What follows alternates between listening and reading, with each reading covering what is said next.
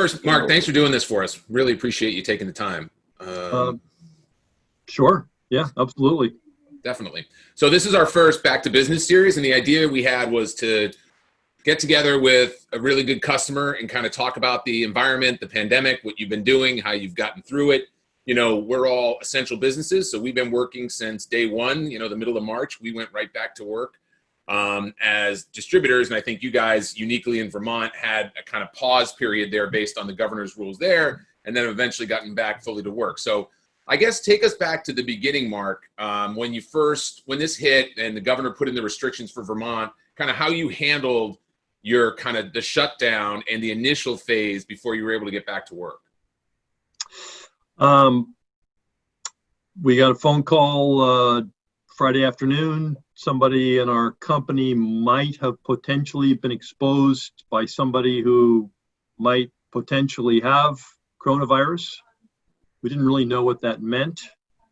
The uncertainty was very real. So that was a Friday afternoon at 3:30, and by 3:45 we had closed our doors for 2 weeks and laid everyone off. We made an immediate decision, not knowing. What we realized at that point, the one thing we did know is that we needed to take stock. We honestly had no idea how capable we were of withstanding a pandemic. What did that mean? How much money on hand? How much money was going out the door? We had looked at and planned for, we had a business plan that didn't include this as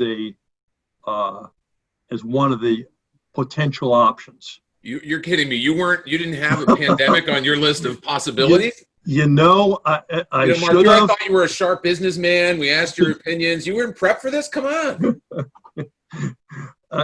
Dumb me. I know, yeah, right. None of us were ready. I get fooled, but yes. So, but on the other hand, we had a lot of experience with dealing with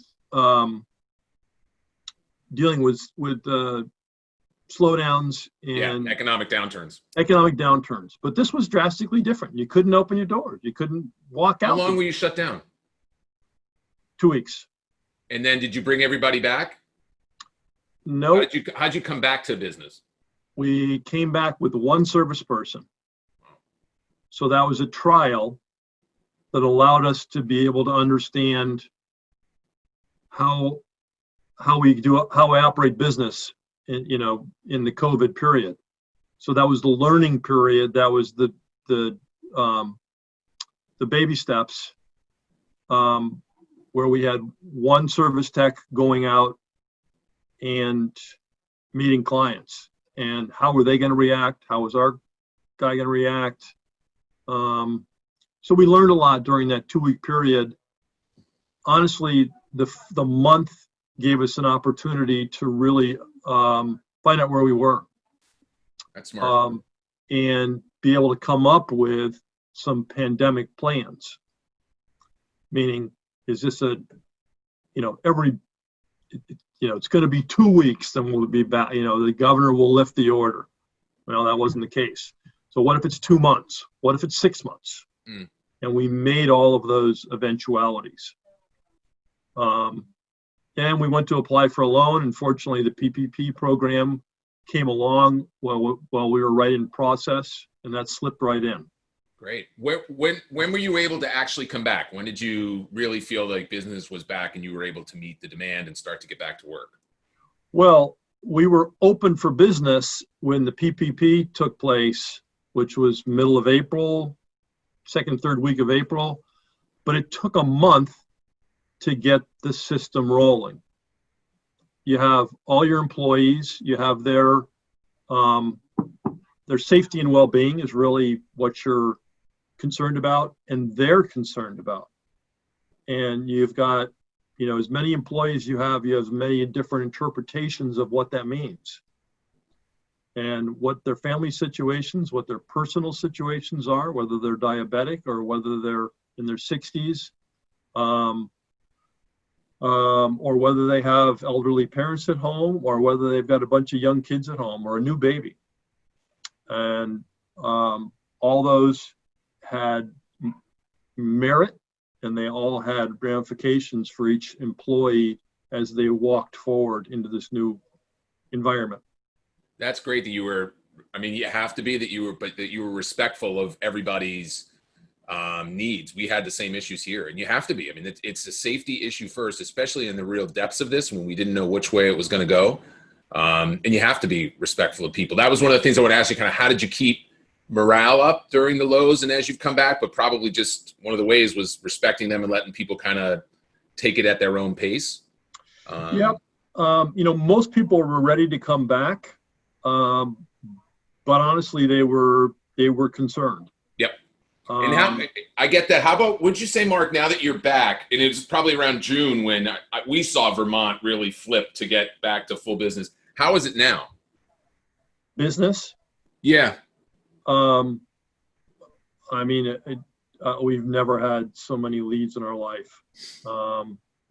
We don't know what to do with them all at this point. It's the challenge is we've hired additionally 5 people. Wow. To our company to deal with the load. That's great. That's great to see it come back that flat. And we've seen the same thing. It kind of early June, it went from like, you can't come into my house to how quickly can you get here? And you guys have seen the same thing. Yep. That's excellent. That's excellent. Anything else, Mark? Anything you'd add? Just kind of your outlook. Why don't you give us your outlook for the remainder of the year and kind of moving forward?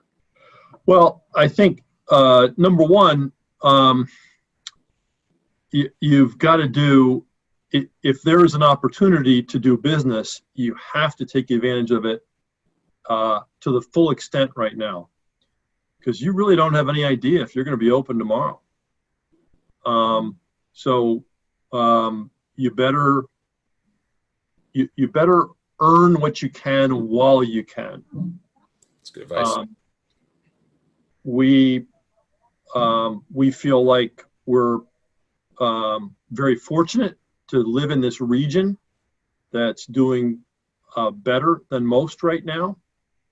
But imagine if we were in a different environment, clients may be very different about having people come to their house. And, so we are we think potentially that there's a great market out there. I think that market will be strong for some time. We are primarily a heat pump company at this point, as you know. Mm-hmm. That's the majority of what we do. I think the trend was already moving in that direction. The incentives are there. The incentives have been all pumped up. You combine that with the fact that everyone's staying at home now. So people want more comfort in the residential market. And the fact that, they'll be teaching their kids from home. They'll be working from home. And they don't know when that would end. And whatever you want to call it, global warming, it's hotter than Hades here in Vermont. And people are, it's sort of like, the triple crown of items that will create a great market. So there's a great market. We're very excited about it. We are tentative and are trying to be very vigilant about keeping all of our guys working and safe. That's great. That's good advice. That's very good advice. I think the idea of taking advantage while we can, because who knows if this year's taught us anything, it's who knows what the future holds. So no idea. Yep. We got to take advantage of while we can. And while it may be hot as Hades in Vermont right now, it will get back to the day where you'll be able to wear that big bear skin that you have over your shoulder there soon enough. So Mark, this was great. Thanks so much for doing this and taking the time for us. You're a leader in the field of heat pumps. You've always been progressive and kind of ahead of the curve. So it was great to pick your brain and kind of see how you were viewing things. So thanks for taking a few minutes and doing this with us. We really appreciate it. All right. Thank you. Yeah, be well. Take care now. Be safe. Thanks.